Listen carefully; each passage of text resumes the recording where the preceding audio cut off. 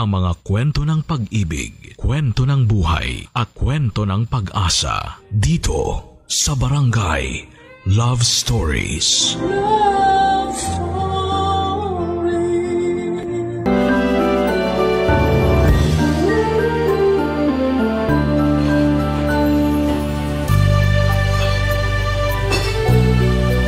Okay guys, 4 minutes na lang at magsasara na tayo. Linisin nyo na ang mga kailangan linisin para makauwi na tayo. Olivia, sandali lang. Pwede ba kitang makausap? Oo naman sir, ano pong kailangan nyo? Ano ka ba? Sinabi ko na naman sa'yo na tigil-tigilan mo nang kakatawag sa akin ng sir. Miguel na lang. Pero boss kita eh. Nakakailang naman kung Miguel ang itatawag ko sa'yo dito, diba? Baka mamaya sabihin pa ng iba nating kasama dito na pinapaboran mo ko. Kung yan ang gusto mo, sige, ikaw bahala. Pero Olivia, may itatanong sana ako sa'yo. Ano naman yun? Kailan mo ba ako sasagutin? Ha? Nagpapatawa ka ba? Olivia, 8 months na ako nanliligaw sa'yo. Ano? Nililigawan mo pala ako? Hindi sa nanunumbat ako pero palagi kitang niyayaya na sabayan ako mag-lunch. Tapos paminsan-minsan sabay pa tayong nagko-commute pa uwi. Tapos nililibre rin kita. Sandali lang. Nililigawan mo pala ako sa lagay na yan? Paano ba dapat? Sir, Miguel, aaminin ko na magaan ang loob ko sa'yo. Hindi ko naalala ang mga problema ko tuwing kinakausap mo ko at mas nagaganahan ako magtrabaho dahil sa'yo. Pero hindi na naman sikreto sa'yo yung priority ko sa buhay, diba? Alin dun? Yung makapangasawa ka ng mayamang lalaki? Olivia naman, hindi lahat ng bagay ay nabibili ng pera. Madali lang para sa iyong sabihin yan kasi hindi mo naman naranasan yung nararanasan ko eh. Sawang-sawa na ako sa buhay ng isang kahig, isang tuka. Yung tipong kahit anong kayod ko, hindi pa rin ako umaasenso. Wala rin naman ako magagawa kasi hindi naman ako nakapagtapos ng pag-aaral. Tapos karamihan pa ng trabaho dito sa Pilipinas, naghahanap ng college graduate o di kaya college level. Sobrang swerte ko na lang talaga at nakapasok pa ako dito sa restaurant. Hindi naman mahalaga sa akin ang estado mo sa buhay eh. Kung bibigyan mo lang ako ng pagkakataon, pareho nating pagsisikapan ang mga gusto nating makamit sa buhay. Sasamahan at dadamayan kita sa hirap at ginhawa. Yun na nga eh. Ayoko na ng hirap. Kota na ako dyan. Olivia, pinapangako ko sa'yo na hinding-hindi mo pagsisisihan kung sasagutin mo lang ako. Hayaan mo naman na ipakita ko sa'yo kung gaano kakahalaga sa akin. Alam mo, ikaw ang kulit mo rin, no? Sa totoo lang, napakalaking achievement para sa akin tong ginagawa ko ngayon. Hindi madali sa akin na sabihin ko sa'yo ng diretsahan ang tunay na nararamdaman ko para sa'yo. Pero teka lang, ang hindi ko lang talaga kasi mag-get sa'yo, kung paano mo ko nakukuhang ligawan, alam mo naman na napaka-ambitious ako at yung kagustuhan ko na makakuha ng lalaki na ibibigay sa akin lahat-lahat, diba? Bakit? Paano ka nakakasiguro na hindi ko kayang ibigay sa iyo ang lahat? Hindi nga ako kasing yaman ng mga lalaking matagal mo nang inaasam. Pero isa lang ang masisiguro ko sa iyo. At yun ay ang iparamdam sa iyo araw-araw na mahal kita. Di ko na nga lang alam kung manhid ka o nagtatanga-tangahan ka lang. Tanga na kung tanga, pero wala eh. Talagang nahulog na ang loob ko sa iyo. At ganun rin naman ako sa iyo sa totoo lang. Siguro kung iba lang ang estado ko sa buhay, matagal na kitang sinagot eh. Pero wala eh. Yung makabingwit ng mayamang lalaki na lang talaga ang pag-asa ko para makabangon sa buhay na to. Olivia, makinig ka.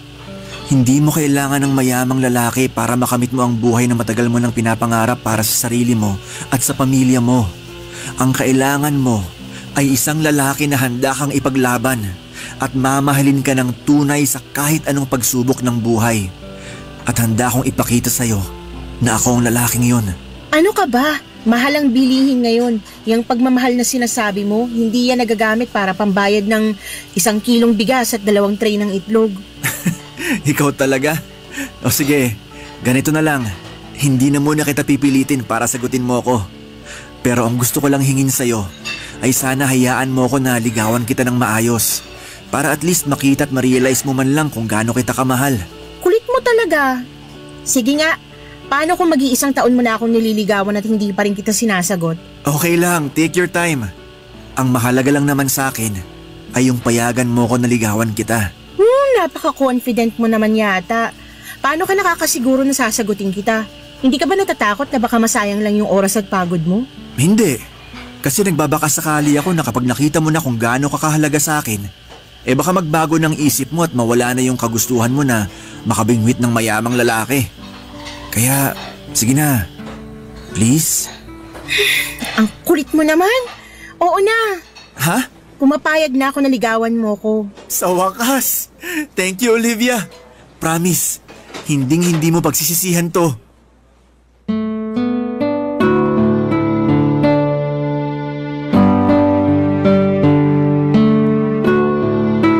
Sobrang kulit ni Miguel noong araw na yon, Papa Dudut. Ewan ko ba sa kanya, harap-harapan ko na ngang sinabi sa kanya na gusto kong mag-asawa ng mayamang lalaki pero hindi pa rin niya ako tinantanan. Siguro'y nagbabaka sakali siya na habang nililigawan niya ako ay magbabago ang isip ko. At hindi siya nagkamali kasi pagkatapos ng 6 months na panliligaw ay sinagot ko na siya. Ewan ko ba? Parang iba talaga ang damdamin kapag puso na ang usapan. Kasi palaging kinokontra ng puso ang mga plano ng utak mo. Pero kahit na ganoon, Papa Dudut, ay hindi ko pinagsisihan ang desisyon ko na sagutin si Miguel. Kasi tinupad niya lahat ng pangako niya sa akin. Naramdaman ko talaga na mahal niya ako. Oo, hindi nga ganon kayaman si Miguel. Pero kahit na hindi siya mayaman ay hindi niya ako pinabayaan. Binibigyan niya ako ng pera kapag kailangan ko at kahit kami na, pakiramdam ko ay parang nililigawan niya pa rin ako. Ang sabi ko nga sa sarili ko noon na sobrang swerte ng kahit sinong babae na magkakaroon ng boyfriend na katulad ni Miguel. At sa mga panahong yon ay nasa akin ang swerte. Pagkatapos kong sagutin si Miguel ay nag-live-in kami. Si Miguel ay umuupa siya ng maliit na studio type apartment at aaminin ko, kahit maliit lang yon, malaking upgrade na yon kumpara sa bahay namin sa Tondo na butas-butas at baka matitibag na sa susunod na bagyo. Pero kahit na ganoon, naging masaya kami ni Miguel. Nagtulungan kami sa trabaho, siya bilang manager at ako bilang waitress. Akala ko ay yun na yung kapalaran ko habang buhay, pero nagbago ang lahat noong tinawagan ako ng pinsan ko na taga La Union. Bihira lang kasi siyang pumunta ng Maynila at noong dumating siya dito, ako agad ang naisip niyang tawagan. Sabi pa niya, ililibre daw niya ako basta samahan ko lamang siya, kaya syempre game na game ako. Nagpaalam ako kay Miguel at pumayag naman siya na mag-night out kami ng pinsan ko. Pero nung gabi na yon, habang nag-iikot kami ay naisipan ng pinsan ko na pumunta sa bar. Nag-inuman kami at sobrang enjoy kami. Wala kaming ibang ginawa kundi ang magchismisan tungkol sa mga kamag-anak namin. Pagkatapos ng ilang oras ay nagpaalam ang pinsan ko na pupunta raw siya sa CR kasi naparami daw ang kain niya. Kaya naiwan akong mag-isa sa table namin. At nung umalis ang pinsan ko ay doon ko na nakilala si Rick, Papa Dudut.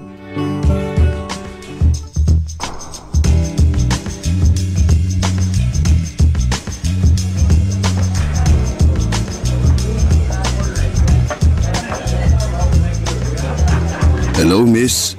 Umalis na ba yung kasama mo? Ha? Sino ka? I'm sorry. Ako nga pala si Rick. Actually, kanina pa kita pinagmamasdan at gustong kausapin. Pero hindi nga lang ako makatsyempo kasi nandito yung kasama mo kanina. Pinsan ko yun. Pumunta lang ng CR yun pero babalik din yun dito maya-maya. Teka lang, sino ka ba? Ba't mo ko kinakausap? Anong kailangan mo sa akin? Miss, relax ka lang. Ang dami mo namang tanong. Sino ba naman ang hindi magtataka at mapapatanong? Bigla-bigla mo na lang ako kinakausap. Wow, mas maganda ka pala sa malapitan. Layuan mo nga ako, hindi kita type. Hindi na ako magpapaligoy-ligoy pa. Nagagandaan ako sa'yo, tapos sobrang sexy mo pa. Tipo ko yung mga babaeng katulad mo. I'm sorry, pero may... Teka lang, ba't ba ako nag-i-explain sa'yo? Pag sinabi kong layuan mo ko. Ganun lang kasimple yun. Matuto kang tumanggap ng rejection. Ang pangit-pangit mo pero ang lakas ng loob mo ha. Diyan ka na nga. 20,000 pesos. Ha? 20,000 pesos para makasama kita ng isang buong gabi.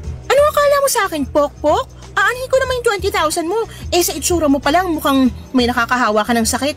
Wala akong balak na mag-staycation sa ospital kaya maiwan na kita dyan, okay? Wala akong nakakahawang sakit. Miss, paano kung sabihin ko sa'yo na gusto kitang maging sugar baby? Sugar ano? I see. Hindi mo alam ang ibig sabihin ng sugar baby. Ipapaliwanag ko sa'yo ng maayos. Bibigyan kita ng pera from time to time. Kumbaga parang allowance. As long as gagawin mo yung mga ipapagawa ko sa'yo. Hindi lang 20,000 ang kaya kong ibigay sa'yo. Basta gawin mo lang lahat ng gusto ko. Teka lang. Kung sakasakali, ano naman yung ipapagawa mo sa akin? Anong kapalit? Sasamahan mo ako sa mga lakad ko at yun lang yun. No more, no less. Magpapasama ka sa mga lakad mo? Baka yung hinahanap mo o di kaya caregiver. Hindi ganun yun. Pag sinabi kong lakad, I mean magda-date at magbabakasyon tayo paminsan-minsan. Kaya kitang dalhin kahit saan mo gusto. Cebu, Boracay, Siargao, Batanes, Palawan. Ikaw bahala. Pero mangyayari lang yun kung papayag kang maging sugar baby ko. Sandali nga lang, hindi ka ba nabibigla sa inaalok mo sa akin? Hindi ba parang sobra-sobra naman yata yan? Hindi ka naman mukhang mayaman. Niloloko mo lang yata ako eh. Tatapatin na kita, scam ba to? Hindi na ako nagtatrabaho. Tumatanggap na lang ako ng pera galing sa mga negosyo at pensyon ko. At kadalasan, nababagot ako sa bahay.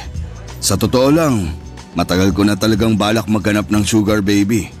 And for the first time, nakahanap ako ng babaeng type ko. At ikaw yun. Kung ganon, sige na, pumapayag na ako. At sorry din sa mga nasabi ko kanina. Mabuti naman kung ganon. Pero may isa akong kondisyon. Ayoko na may boyfriend. So sabihin mo na sa akin ang totoo habang maaga pa. May boyfriend ka na ba? Wala akong boyfriend. Sigurado ka? Promise, wala. Oo, aamin ako. May mga nanliligaw sa akin pero hindi ko sinasagot. Mabuti naman kung ganon. Dahil ang ayoko sa lahat yung may kasintahan. Gusto ko nasa akin lang lahat ng atensyon mo. Ayoko ng kahati. Nagkakaintindihan ba tayo? Oo. Naiintindihan ko. Pero matanong din kita, may asawa ka na ba? Wala. Matagal nang patay ang asawa ko. Hindi mo pa pala sinasabi sa akin pangalan mo. Ako si Olivia. Kasing ganda ng mukha mo yung pangalan mo. Bagay na bagay sa'yo. Thank you. Nga pala. Ayan, nakasulat sa papel na yan ang number ko. I-save mo yan. Sige, ako na bahala. Pero may ipapakiusap sana ako sa'yo. Ano? Okay lang ba kung umalis ka na muna rito? Baka maabutan pa tayo ng pinsan ko eh. Sige, pagbibigyan kita sa ngayon. Pero next time, ako na ang masusunod, ha? Oo na. Antayin mo na lang yung text ko mamaya. Parang awa mo na, umalis ka na muna. Doon ka na. Pagkatapos naming mag-inuman, ang pinsang ko ay hinatid ko na siya sa maliit na kwarto na inuupahan niya ng ilang araw. Medyo lasing na siya ng mga oras na yon at ayokong may masamang mangyari sa kanya. Pinili ko rin na ilihim sa pinsan ko yung pag-uusap namin ni Rick kasi ayokong machismis sa mga kamag-anak namin lalo na at hindi ko nais na malaman nila na nakikipag-ugnayan ako sa lalaking hindi hamak na mas matanda sa akin. May tiwala naman ako sa pinsan ko pero mas mabuti na yung siguradong walang isyo o problema. Pagkatapos kong hinatid ang pinsan ko ay tinext ko kaagad si Rick at tinawagan siya. Sinundo niya ako at pumunta kami sa isang mamahaling hotel kung saan kami nagtalik. Pagkatapos noon ay binigyan niya ako ng malaking halaga ng pera. Alam ko, sinabi ko noon na matagal ko ng pangarap na magkaroon ng mayamang lalaki na magbibigay sa akin ng mga bagay na gusto ko. Pero hindi ko rin akalain na ganito pala ang pakiramdam. Mahirap pala yung pakiramdam ng pinipilit mong makisama sa isang tao kung wala ka naman talagang nararamdaman para sa kanya. Nasilaw ako sa pera. Kasi sa unang pagkakataon ay nabibili ko na mga bagay na matagal ko nang inaasam. At nakakapagpadala na rin ako ng malaking pera sa mga kapatid at magulang ko at unti-unti ko na rin napapaayos yung bahay namin sa Tondo. Pero sobra akong nakonsensya dahil pinili kong itago ang lahat ng ito kay Miguel. Mahal ko po si Miguel, pero kay Rick ko nahanap yung marangyang buhay at pera na matagal ko nang pinapangarap. Kung pwede lang sana na iisang tao na lamang si Miguel at si Rick na mga panahon na yon, baka hindi na ako nahirapan pa, Papa Dudut. Barangay Love Stories. Barangay Love Stories. Habang tumatagal ay mas lalong naging agresibo si Rick sa akin. Parang gusto niya lahat ng mga pinapagawa niya sa akin ay natutupad kaagad. At kapag hindi ko nagagawa yung mga gusto niya ay nagagalit siya. At paminsan-minsan ay umaabot na siya sa punto ng pananakit. Nasampal na niya ako ng 3 beses pero tinitiis ko yon at hindi ko na inisip ang pisikal na sakit dahil sa malaking halaga na natatanggap ko sa kanya. Wala pong kaalam-alam si Miguel na patuloy ko pa ring pinagsasabay ang pagiging jowa niya at pagiging sugar baby ko kay Rick. Ang hirap na hatiin ang sarili ko sa 2 tao. Si Miguel mabait pa rin siya sa akin as usual at habang tumatagal ay mas lalo akong nahuhulog sa kanya. Wala akong problema sa kanya at talagang ramdam ko ang pagmamahal niya sa akin. Pero itong si Rick, siya yung sobrang nakakainis na at nakakasakal. Para bang hindi ko na siya kayang respetuhin dahil sa ugali niyang hindi na maipaliwanag. Mayaman nga siya pero mabilis magalit. Sa totoo lang, yung gwapo lang sa kanya ay yung wallet niya lang. Yung mukha at ugali niya parehong pangit. Pero sa kabila ng lahat ng yon ay pinagtiisan ko siya dahil nagagawa ko ang mga bagay na gusto kong gawin ng dahil sa perang ibinibigay niya. Pero paminsan-minsan ay nawawalan ako ng gana na replyan si Rick kaya't hindi na rin nakapagtataka na nagagalit siya. Pero isang araw ay umuwi ako kaagad pagkatapos ng shift ko habang si Miguel naman ay nag-overtime. At pagka-uwi ni Miguel sa apartment namin, nawindang ako sa nakita ko. Puno ng pasa ang mukha ni Miguel. Ang takot at guilt na naramdaman ko ay hindi ko kayang ilarawan. Dito ko lang na-realize kung gaano kalaki yung problemang ginawa ko nung ikinuwento na sa akin ni Miguel ang lahat-lahat, Papa Dudut.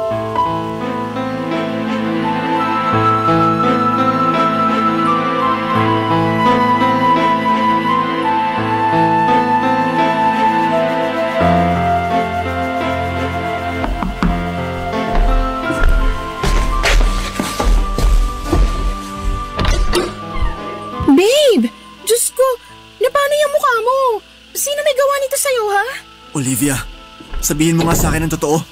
May iba ka pa bang kinakasama? Wala, ano ka ba? Bakit mo naman naitanong yan?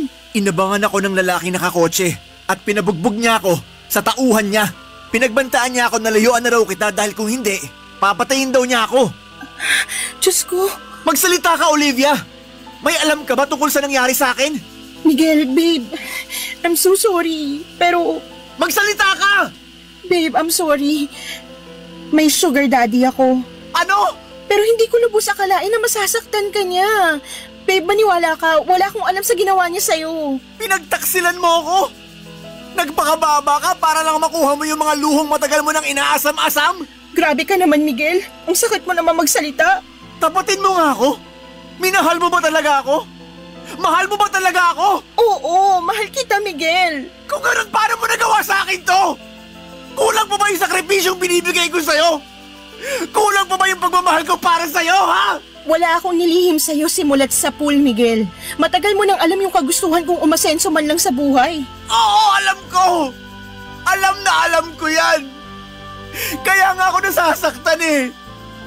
Kasi umasa ako na balang araw magiging sapatin sa'yo ang pagmamahal na binibigay ko. Ano ba bang kulang sa akin, Olivia, ha?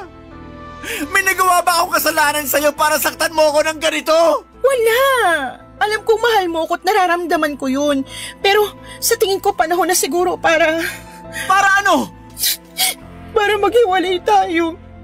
Miguel, baka tuluyan ka na niya pag nalaman niya na hindi pa kita hinihiwalayan. Ano? Hindi. Olivia, babe, huwag mo akong hiwalayan, please lang. Makinig ka sa akin, ha? Puputulin mo na ang ugnayan mo sa lalaking yun at magpapakalayo na tayo. Yung kapatid ko na nagtatrabaho sa Cebu, pwede niya tayong tulungan. Doon tayo magsisimula ng panibagong buhay. Pero Miguel... Ano, Olivia? Bakit hindi ka makasagot, ha? Miguel, ayoko na bumalik sa buhay na sobrang salat. Ayoko na bumalik sa buhay kung saan kailangan ko pang mga lakal para lang mabili ko lahat ng mga pangangailangan ko. Olivia, matagal ka nang nakatakas sa ganong klaseng buhay. Matagal nang tapos yon. May maayos ka na trabaho ngayon at nandito na ako para tulungan ka. At isa pa, hindi naman kita pinahihirapan ah. Pero kulang, Miguel. Kulang na kulang eh. Sa tingin mo ba, sapat na yung sinasahod mo bilang manager ng restaurant at yung sinasahod ko bilang waitress? Miguel, kahit pagsama-samahin pa natin yung sinasahod natin, hindi nun matutumbasan ang pera na binibigay sa akin ni Rick. Nagmamakaawa ko sa'yo. Hiwalayan mo na ang lalaking yun. Kung nagawa niya akong ipabugbog, hindi malayong gawin niya rin to sa'yo. Olivia, aanhin mo naman yung pera niya. Kung araw-araw naman nanganganib yung buhay mo sa mga kamay ng hayop na yun. Sa totoo lang, mas pipiliin ko na lang na mamatay ako sa mga kamay niya kaysa mamatay ako sa gutom. Olivia naman, kayang-kaya kitang buhayin. At ilang beses ko na yan napatunayan sa'yo, di ba? Oo nga, tama ka. Pero paano yung pamilya ko, ha? Kaya mo bang buhayin ang mga kapatid ko? Sa akin sila umaasa, Miguel. Bala ko na i-enroll sila sa susunod na pasukan dahil gusto ko na makapagtapos sila sa pag-aaral. Ayoko na matulad sila sa akin na hindi man na nakapagtapos ng high school at mangyayari lang yun kung patuloy kong pakikisamahan si Rick. Hindi tutulungan kita. Magtutulungan tayo, Olivia. Pero pakiusap lang. Hiwalayan mo na ang demonyong yon. Paano mo ko matutulungan, Miguel? Yung sahod mo nga binabudget mo pa kasi natatakot ka na baka maubos agad.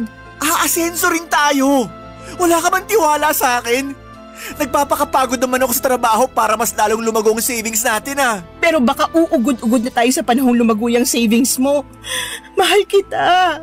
Pero ayoko na ng ganitong klaseng buhay, Miguel. Olivia, kung nagbabala ka na hiwalayan ako, please wag. Maawa ka naman sa akin. Gagawin ko ang lahat. Huwag mo lang akong hiwalayan. Parang awa mo na. Kahit sobra akong nasaktan sa ginawa mo, hindi pa rin kita kayang iwan. Mahal na mahal kita, Olivia. Pagkatapos ng sinabing yon ni Miguel ay hindi ko na siya nasagot. At dali-dali akong lumabas upang tawagan si Rick. Dito ko nakumpirma ang lahat. Napag-alaman ko na nagngingit-ngit sa galit si Rick tuwing hindi ko siya nire-replyan kaagad. Kaya't inalam niya kung saan ako nagtatrabaho. Kasabay noon ay nalaman niya na si Miguel ang boyfriend ko at pareho kami ng pinagtatrabahuhan na restaurant. Hindi sinabi ni Rick kung paano niya nalaman pero malakas ang kutob ko na sa Facebook niya nakuha ang lahat ng yon. Kinilabutan ako sa mga nangyari dahil hindi ko akalain na aabot si Rick sa puntong halos patayin na niya si Miguel, Papa Dudut. Sa totoo lang, sobra akong nag-guilty sa mga nangyaring yon.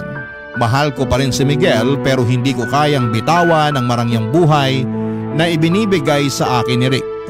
Sa kabila ng lahat ay pinagpatuloy pa rin namin ni Miguel ang relasyon namin at nakikita ko sa mga mata at kilos ni Miguel na mahal niya pa rin ako. Pero ramdam ko rin kung gaano siya kalungkot at nadismaya sa desisyon kong ipagpatuloy ang ugnayan ko kay Rick. Bumili siya ng mga gamit na pang self-defense para sa aming dalawa. Tulad ng pepper spray at taser, kitang-kita ko kung gaano siya ka-traumatize at sa mga panahong yon ay hindi ko matanggap na siya pa ang nagkakaroon ng ganitong takot at pangamba dahil lamang sa mga naging desisyon ko. At sa takot ko na baka balikan ni Rick si Miguel ay nagsinungaling ako at sinabi ko kay Rick na hindi na ako makikipagkita kay Miguel at mukhang naniwala naman siya. Para makabawi ako kay Miguel ay binilhan ko siya ng mga paborito niyang gamit Mga bagay na sa tingin ko'y magpapasaya sa kanya kahit papaano. Pero hindi niya tinanggap ang mga ito. Siguro'y dahil alam niya na pera ni Rick ang pinambili ko dito. Patuloy pa rin siya sa pagkumbinsi sa akin na sumama sa kanya sa Cebu para makapag-umpisa kaming muli at makalimutan naming pareho ang lahat ng mga nangyari. Pero nag-alinlangan ako na pumunta ng Cebu kasi kahit mahal ko si Miguel, ay naibibigay naman ni Rick sa akin lahat ng gusto ko dito sa Maynila. At hindi ko alam noon ay may isa pang mangyayaring mas mahirap at mas masakit pa kesa sa lahat ng ito. Ang mga desisyon ko ay magdudulot pa ng mas malalim na sugat sa aking puso at buhay. At hindi ko pa noon alam kung paano ko haharapin ang mga pagsubok na darating sa akin, Papa Dudut.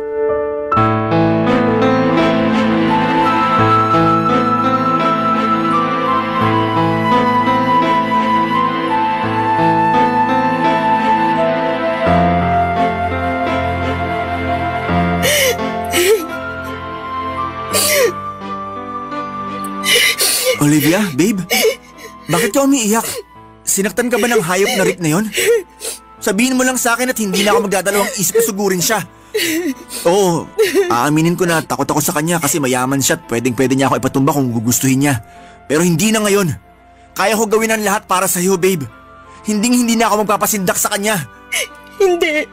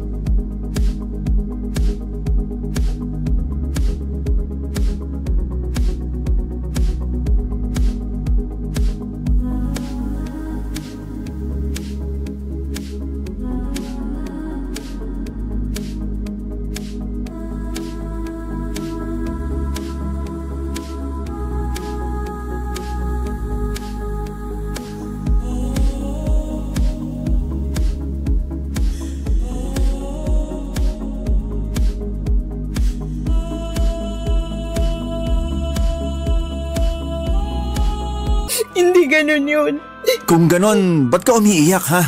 Tingnan mo tong pregnancy test. Buntis ako.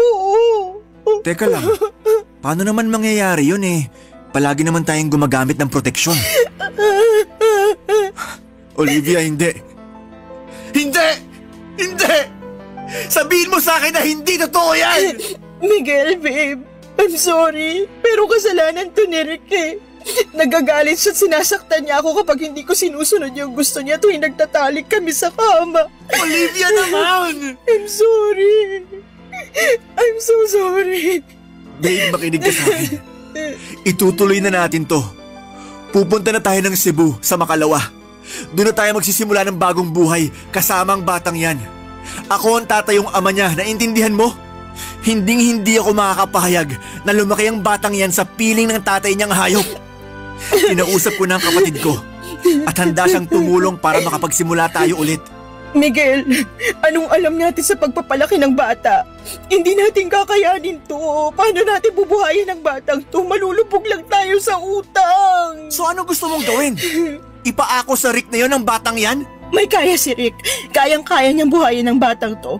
At isa pa, kahargo at responsibilidad niya rin ang batang to. Mabibigyan niya ang anak ko ng buhay na kahit kailan, hindi natin mabibigay sa kanya. Teka lang, bakit nararamdaman ko na parang gusto mo nang sumama sa lalaking yon, ha? Miguel, Kung hindi lang dahil sa batang to, hindi kita iiwan eh. Olivia, hindi. Huwag mong gawin sa akin to. Babe, ilang beses ko ba ipapaalala sa'yo na hiwalayin mo na ang lalaking yun? Hindi mo ba nakikita na unti-unti niya nang sinisira ang buhay mo? Hindi ka nga namumulubi pero hawak ka naman sa leeg ng lalaking yun. Napapaigot ka na niya sa mga palad niya. Gagawin ko lahat para sa anak ko, Miguel. Ayokong lumaki ang anak ko sa hirap. Pero babe, sasaktan ka lang ng lalaking yun. Matagal ko nang tinitiis ang pakikipagkita mo sa lalaking yun dahil mahal na mahal kita. Pero hindi naman pwede na habang buhay tayo ganito. Na habang buhay ka magpapakaalila sa hayop na yun. Magkaroon ka man lang sana ng konting respeto para sa sarili mo, Olivia. Alam ko kung anong ginagawa ko, hindi ako tanga. Alam ko kung anong nakukuha ko kay Rick, okay? Ano? Pera! Magandang buhay para sa pamilya ko at respeto ng mga tao na dati akong tinatapak-tapakan dahil walang-wala kami. Respeto? Oo, Miguel. Respeto. Respeto sa'yo? O sa pera mo? Alam mo, Miguel, kung ikaw gusto mo maging mahirap habang buhay, gawin mo. Magiging masaya pa ako para sa'yo at hindi kita pipigilan. Pero eto lang ang ipapaalala ko sa'yo, ha. Wala kang karapatang husgahan ako kung gusto kong yumaman. Oo, Olivia. Hindi nga ako kasing yaman ni Rick. Pero kahit kailan, hindi ko ibebenta ang pagkatao ko. Ang kapal ng mukha mo. Alam mo kung anong problema mo? Hindi mo na alam ang ibig sabihin ng totoong pagmamahal. Dahil puro pera na lang ang nasa utak mo. Tapatin mo nga ako, Olivia. Totoong masaya ka ba talaga, ha? Oo, masaya ako. Mayaman na ako. Nabibili ko na lahat ng gusto ko. Pero hindi nabibili ang tunay na pagmamahal. Ang pagmamahal na patuloy mong binabaliwala dahil lang sa ambisyon mo na magkaroon ng limpak-limpak na pera. Sino bang may sabi sa'yo na gusto ko ng pagmamahal? Buwisit na buhay to. Alam ng Diyos na ginawa ko ang lahat para sa'yo, Olivia. Kailan pa ba ako magiging sapat sa'yo, ha? Ano ba talagang gusto mong mangyari? Hindi ko na alam. Ewan ko. Naguguluhan na ako. Pwes ako alam ko. Dahil mahal na mahal kita. Olivia, babe. Sumama ka na sa akin papuntang Cebu. Please lang. Nagmamakaawa ko sa'yo. Gawin mo to para sa akin. Para sa sarili mo. At para sa magiging anak natin. Handa akong ituring ang batang yan na parang anak ko na rin. Basta sumama ka na lang sa akin, please. Miguel, kung hindi ako lalayo, patuloy lang kitang mamahalin. At alam ko na masasaktan lang ako, masasaktan lang tayo. Kasi wala sa'yo yung buhay na gusto kong makamit eh. Olivia. Wala nang patutunguhan to. Tigilan na natin to, Miguel. Aalis na kami ng anak ko bukas ng umaga. Buo ng desisyon ko at wala ka nang magagawa doon. Papadudot, aminin ko po na sobra kong nasaktan sa naging desisyon ko na hiwalayan si Miguel. At kahit na mahal ko siya sa palagay ko, ang dahilan kung bakit natiis ko at nagawa ko pa rin siyang iwanan ay dahil sa trauma. Yung trauma na mula sa pagkabata, sobrang kapos ako at hirap na hirap sa buhay. Yung trauma na kapag wala kang pera ay lalait-laiting ka at tatapak-tapakan ka ng mga tao ng paulit-ulit. Yung trauma na palagi mong ipinagdarasal na sana ay hindi tumirik ang mga mata mo sa gutom. Na sana kahit papaano ay may makain ka. Yung trauma na hindi ka na nandidiri sa pagpag dahil eto na ang nakasanayan mong kainin. Oo, minahal ko si Miguel ngunit hindi ako nakontento sa buhay bilang waitress. Hindi naging sapat ang pagmamahal niya para makontento ako sa kinakalagyan ko. Siguro kung naging kasing yaman lang ni Miguel si Rick ay hindi ko na siya nagawang hiwalayan pa. Pero wala eh. Hindi sapat ang kinikita ni Miguel bilang manager ng isang restaurant para mabigyan ako ng maginhawang buhay. At ako naman ay pagod na sa pagiging silbidora. Kung sakali man na sasama ko kay Miguel papunta ng Cebu ay ganon pa rin ang mangyayari. Kakailanganin ko pa rin na magtrabaho para lamang matustusan ang pang-araw-araw namin lalo na ngayon na may anak na ako. Siguro po noong gabing hiniwalayan ko siya ay sobra akong nataranta dahil napag-alaman kong buntis ako. Sobrang daming tanong ang bumabagabag sa isipan ko ng mga panahong yon. Ang paulit-ulit na tumatakbo sa isip ko noong mga panahong yon ay kung paano ko mabibigyan ng magandang buhay ang magiging anak ko. Ang nasa isip ko lang noon ay bahala na kung saktan ako ni Rick. Basta maging maayos lang ang buhay ng anak ko. Ayokong ipalaglag ang bata at mas lalong ayoko na mabuhay siya na nakakaranas ng hirap na naranasan ko. Ayoko siyang lumaking salat sa buhay.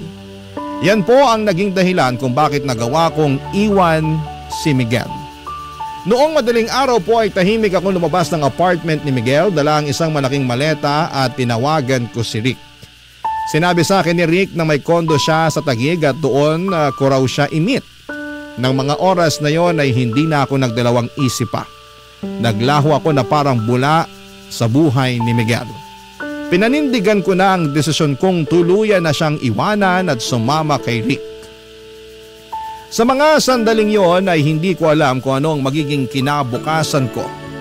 Ngunit isang bagay lang ang sigurado ako. Gagawin ko po ang lahat para sa magiging anak ko, Papa Dudut. Barangay Love Stories. Barangay Love Stories. Pinatuloy ako ni Rick sa kondo niya sa Taguig at doon ko sinabi sa kanya na buntis ako at kailangan ko ng magandang lugar na matutuluyan. Nakita ko sa mga mata ni Rick kung gaano siya kasaya sa mga sinabi ko sa kanya. Hindi ko maiwasang mapansin na parang isang malaking bigat ang nawala sa kanya. Buong akala ko ay magagalit siya na buntis ako pero hindi at mas lalo pa siyang natuwa.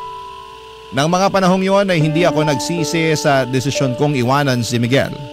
Siguro ay marami sa mga kabarangay natin ang magagalit sa ginawa ko at marami sa kanila ang baka magsabi na boba, gaga o mukhang pera ako at malamang ay hindi nila ako maintindihan. Pero aaminin ko or aminin na po natin na sobrang hirap na ng buhay ngayon. Yung 1,000 pesos ay bihira ng umabot ng 3 araw. Kung ang mga college graduate nga ay nahihirapan na maghanap ng trabaho o nagtitiis sa trabaho na hindi kalakihan ng sahod, paano na lamang ang katulad ko na hindi man lang nakapagtapos ng high school? Uulitin ko, sobrang hirap ng buhay ngayon. Kahit mga trabaho tulad ng pagiging janitor ay hinahanapan na ng high school diploma. Kaya noong mga panahong yon ay ginawa ko na lang ang tingin kong praktikal at makakabuti para sa anak ko. Gusto ko lang na mabigyan siya ng maginhawang buhay at hindi ko ginusto na mabuo ang anak ko pero andito na to. At kahit kailan ay hindi sumagi sa isipan ko ang ipalaglag siya. Ang tanging magagawa ko na lamang ay ang magsakripisyo para sa kabutihan ng anak ko. At ang sakripisyong yon ay ang tuluyan ng iwanan si Miguel para kay Rick. Nang gabing yon nang pumunta ako sa kondo ni Rick sa Taguig ay halos hindi na kami nakatulog dahil pinag-uusapan na namin ang mga susunod na hakbang sa buhay namin. Tinutok namin ang mga plano para sa hinaharap lalo na ngayon at dala-dala ko na ang anak namin ni Rick. Ibinahagi ni Rick ang kanyang mga plano para sa amin at sa anak ko at naramdaman ko na parang tunay talaga siya na nagmamalasakit sa pagbubuntis ko. Na parang ang bawat usapan namin ay nagiging isang hakbang patungo sa mas magandang kinabukasan. Nang mga panahong yon, araw-araw kong ipinagdarasal na sana'y ituring na ako ni Rick hindi lang bilang isang sugar baby, kundi bilang isang tunay na asawa dahil na rin sa magiging anak namin. Kasi kahit papaano ay gusto ko naman na magkaroon ng happy family ang bata. Oo, aaminin ko na di hamak na mas gwapo si Miguel kay Rick pero ewan ko ba, Papa Dudut. Habang tumatagal ay nawala na ako ng pakialam sa itsura ni Rick. Ang nagagawa nga naman ng pera. May kakaibang epekto ito sa tao. Sa puntong hindi mo na alam kung ano ang totoo at kung ano ang tama.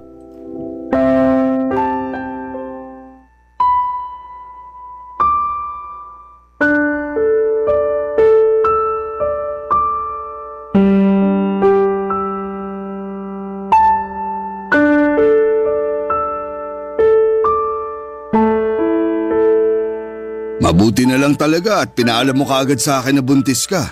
Oo, at alam ko rin naman na mabibigyan mo ng magandang kinabukasan tong batang to eh. Exactly. Kaya tama lang ang desisyon mo na lapitan ako. Alam mo, sa totoo lang, hindi ko talaga inaasahan na mabubuo tong bata na to. Pero wala na akong magagawa kaya sana tulungan mo ko. Hindi ko kaya palakihin ng batang to na mag-isa. Makakaasa ka, Olivia. Hindi ko kayo pababayaan. Salamat naman. Huwag ka na masyadong mag-alala. Makakasama sa'yo yan. Pero sandali lang, Rick. Paano nang magiging setup natin ngayon? Siyempre iba na ngayon kasi magkakaroon na tayo ng baby, di ba? Huwag kang mag-alala, Olivia. Pananagutan kita at ang batang yan. Aalagaan kita hanggang sa mga anak ka. Dito na kayo ni baby titira sa kondo. Solong-solo nyo na ang kondo na to. Ha? Kami? Bakit ikaw? Hindi ka ba titira dito kasama namin? Yung mga negosyo ko kasi paminsan-minsan. Alam mo naman, kailangan asikasuhin. Kaya huwag ka na magtaka kung may mga panahon na madaling araw na ako makakauwi dito. O di kaya may mga araw na hindi na ako matutulog dito. Ganun ba? Sayang naman. Gusto ko sanang nandito ka palagi para maasikaso natin pareho si baby eh. Huwag ka nang mag-alala. Alam mo naman siguro na sa negosyo ko nang gagaling ang limpak-limpak na pera na binibigay ko sa'yo, di ba? Paano na tayo kung babaliwalain ko ang mga negosyo ko? Yung pension mo, hindi pa ba sapat yun? Ano ka ba? Barya lang yung pension ko kumpara sa mga kinikita ko sa mga negosyo ko. Sige, ikaw nang bahala. Basta yung sustento ko ha. Ako na bahala doon. Sa katunayan yan, mas lalakihan ko pa ang binibigay kong pera sa'yo dahil buntis ka. Hindi ka pwedeng ma-stress.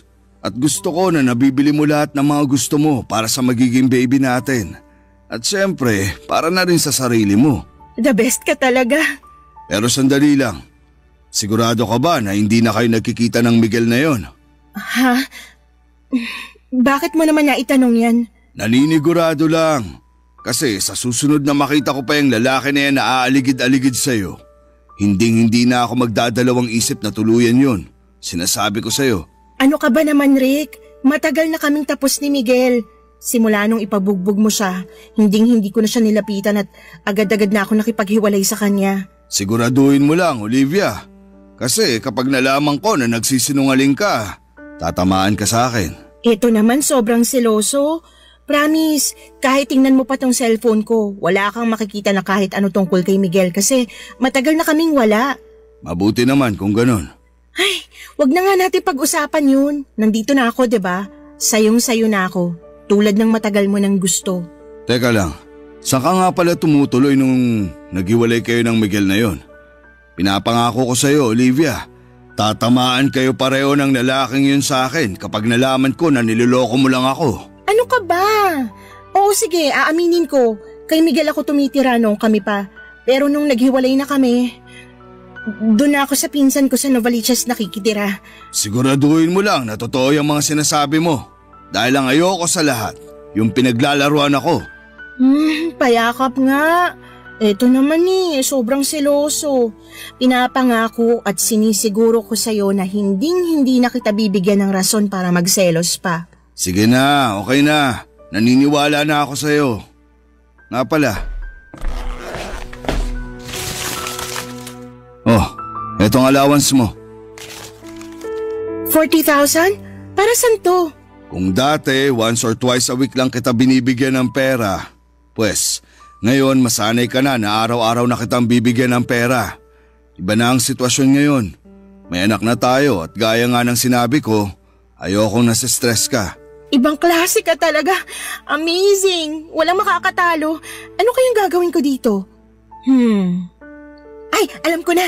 Mamimili ako ng mga gamit ng bata. Crib, baby bottles, lampin, lahat-lahat na. Sumama ka na kaya sa akin? Nako, ikaw na lang. May kailangan pa akong asikasuhin bukas. Ay, ano ba yan? Bukas ka agad? Ipagpaliban mo na muna yan. Sige na naman Sumahan mo naman ako. Ang kulit mo naman! Sinabi ng busy ako eh. Sige na, huwag ka na makulit. Sige na nga, hindi na kita pipilitin. Sorry kung napagtaasan kita ng boses. Sa susunod kasi, huwag ka na makulit. Sige, ganito na lang. Babawi ako sa'yo. Pupunta tayo ng Baguio this weekend. Okay ba yun? Natuloy kami sa Baguio noong weekend na yon, Papa Dudut. Eto na yon. Eto na mismo ang buhay na matagal ko nang pinapangarap, yung buhay na kaya kong bilhin ng lahat ng nakikita ng mga mata ko. Yung makapunta sa mga lugar na hindi ko pa nararating noon. Yung wala akong ibang iniintindi kundi ang mag-enjoy at mag-explore. Pero kahit nakuha ko na ang buhay na gusto ko ay bakit ganon? Bakit parang may kulang pa rin? Sa totoo lang, dapat ay masaya ako dahil hindi ko na kailangang mag-alala tungkol sa pagbubuntis ko. Kasi sa wakas ay maibibigay ko na sa anak ko ang lahat ng gusto at pangangailangan niya. Pero sa kabila ng lahat ng ito ay para bang may isang malaking bagay na kulang pa rin. Siguro nga dahil magkaibang ang pakikitungo sa akin ni Miguel kumpara kay Rick. Noong nagtatrabaho pa ako bilang waitress, palagi akong inaasikaso ni Miguel. Siya pa yung nagluluto ng almusal namin at siya rin ang naglilinis ng bahay para hindi na ako mapagod. Samantalang si Rick ay palaging wala sa kondo at ang ginagawa lang niya ay ang magbigay sa akin ng pera. Sa totoo lang, nagsimula na akong makaramdam ng pagkabagot. Wala akong ibang makausap sa kondo kundi ang sarili ko. Lagi na lamang ako nanonood ng TV o nagsiselfone pero nang mga panahong yon. Okay na rin sa akin na wala si Rick sa kondo kasi sabi niya, inaasikaso raw niya ang mga negosyo niya. Kung wala nga ang mga negosyo na yon, hindi rin ako mabibigyan ng malalaking halaga ng pera kaya okay na lang sa akin. Hanggang isang araw noong dinalaw ko ni Rick at sa kondo siya natulog, may napansin akong umiilaw. Cellphone pala niya yon at sunod-sunod na dumating ang mga text messages. Hindi ko alam ang password ng cellphone ni Rick pero sa lock screen ay malinaw na nakikita ko ang mga mensahe mula sa isang number na patuloy na tinatanong kung kailan siya uuwi at kung bakit hindi siya nagre-reply. Habang binabasa ko yon ay unti-unti akong nabigla at naguluhan. Para bang may malaking tinik na pumasok sa dibdib ko. Ang pakiramdam ko ay bigla akong napuno ng sama ng loob at galit. Sa sobrang pagkabigla ko ay hindi ko na napigilan ang sarili ko at hindi ko na pinagpabukas pa ang kumprontahin siya tungkol dito. Dumulog ako sa kanya ng diretso kahit pa may takot at pangambang baka masaktan ako ni Rick sa gagawin kong pagkumpronta sa kanya, Papa Dudut.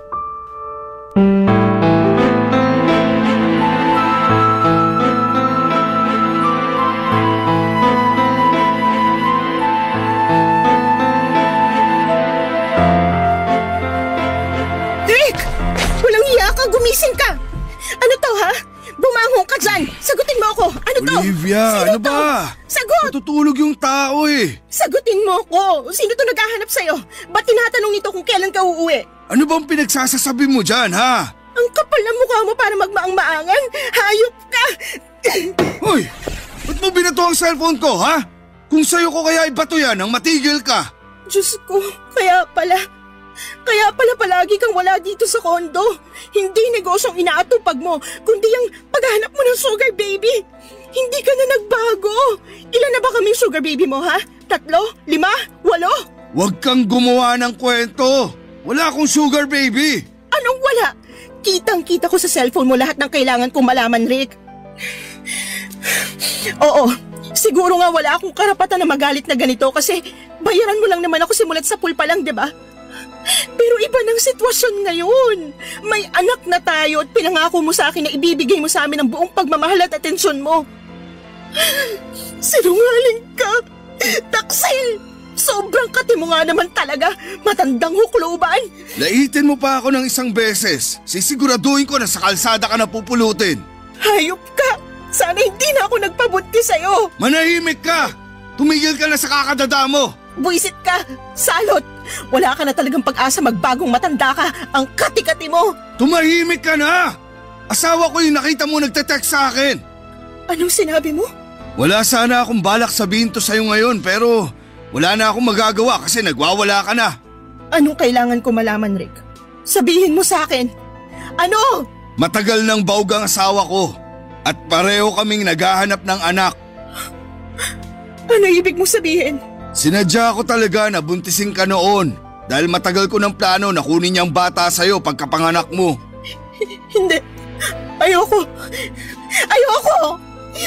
Hindi mo makukuha sa akin ang bata. Hayop ka. Niloko mo ako. Pinlano mong lahat ng to. Wala kang kasing sama. Hoy Olivia, pareho lang tayo. Ginamit mo lang rin ako dahil sa pera ko. Wala tayong pinagkaiba. Wala akong pakialam. Hindi mo makukuha sa akin ang bata. At saan mo palalaki ng batang yan, ha? Sa squatters kasama ng mga iba pang pulubi. Anong ipapakain mo dyan? Asin at toyo?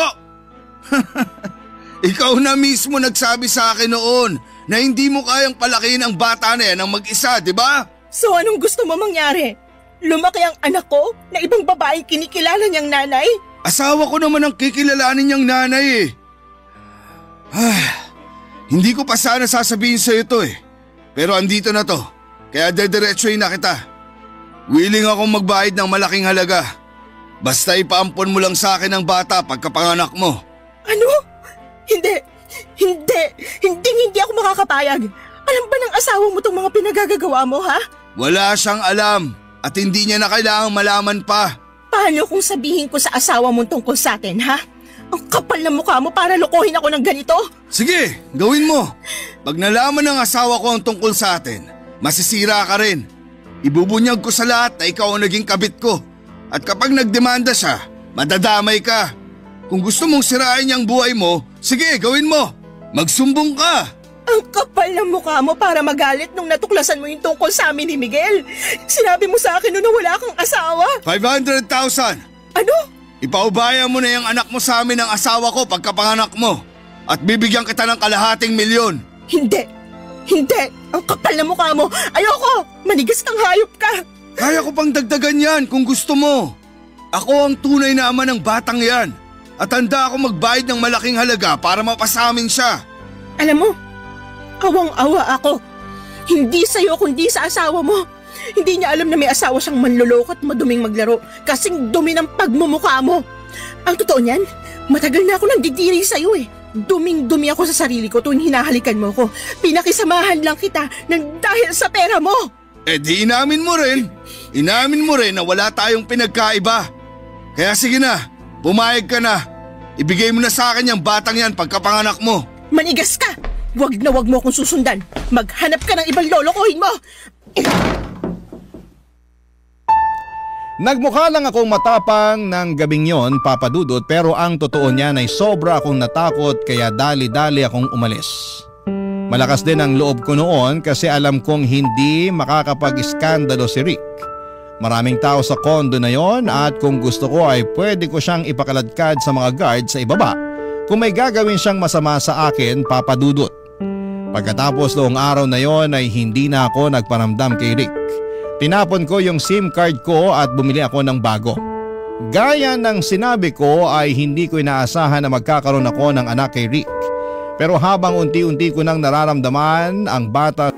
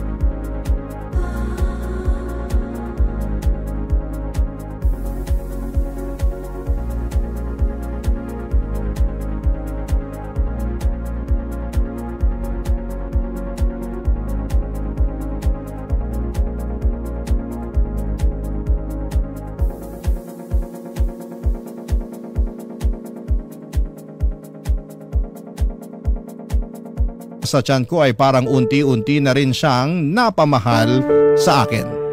Kaya naman sobrang gulat at galit ko noong nalaman kong may asawa na pala si Rick at may balak pa siyang kunin sa akin ang bata pagkatapos kong manganak.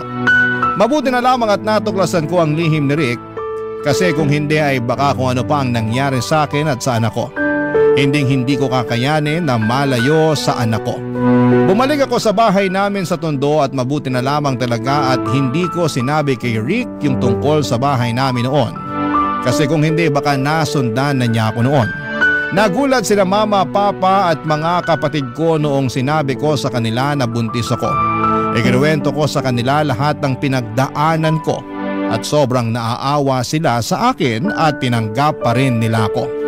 Ngayon ay nagtatrabaho na ako bilang cashier sa isang maliit na grocery store na malapit lang sa bahay namin. Pinapaaral ko na rin ang mga kapatid ko at dalawa sa kanila ay nasa high school na at yung dalawa naman ay senior high na. Opo, aaminin ko na naging mahirap. Pero mabuti na lang at mabait yung boss ko dahil pinapahiram niya ako ng pera paminsan-minsan. Sina nanay naman po ay tumigil na sa pagtitinda ng pagpagad sa awa ng Diyos. May maliit na sila na karinderya at pinagtutulungan na lang namin yung pambayad at tuition fee ng mga kapatid ko. Sa ngayon ay ako po ay isang single mom at may 5 taong gulang na baby boy. Sobrang cute niya at halatang hindi nagmana sa tatay. Tinutulungan din po ako nina mama at papa sa pagpapalaki sa kanya.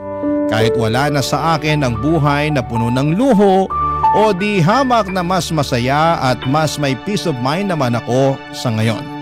Napag-alaman ko din na isang news article na nasangkot si Rick sa isang networking scam at nakulong.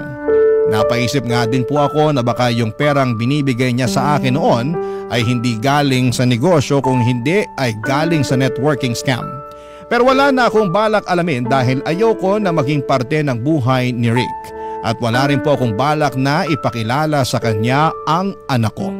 Tungkol naman po kay Miguel ay naisipan ko siyang i-stalk sa Facebook at napag-alaman ko na nasa Cebu na siya sa ngayon na tumitira at nagpakasal na siya sa girlfriend niya last year. Naiiyak ako ng sobra noong nalaman ko yun. Ang napagdesisyonan ko na lamang ay i-block siya sa Facebook kasi punong-puno ako ng panghihinayang at pagsisisi tuwing nakikita ko siya sa cellphone ko. Sa ngayon ay nagbabalak na ako mag-enroll at maging working student sa susunod na pasukan. Susubukan kong makapagtapos man lang ng high school dahil napagtanto kong mahalaga ang edukasyon upang magkaroon ng magandang buhay na hindi umaasa sa iba. Marami po akong pinagsisihan sa mga naging desisyon ko hanggang ngayon. Ngunit patuloy ko pong lalabanan ang mga pagsubok at magsusumikap para sa mas magandang kinabukasan namin, ng anak ko at ng pamilya ko. Nais ko po sanang magpasalamat sa pagbibigay ninyo ng opportunity na maibahagi ko sa inyo ang kwento ng buhay ko. Patuloy niyo po akong magiging number 1 na supporter.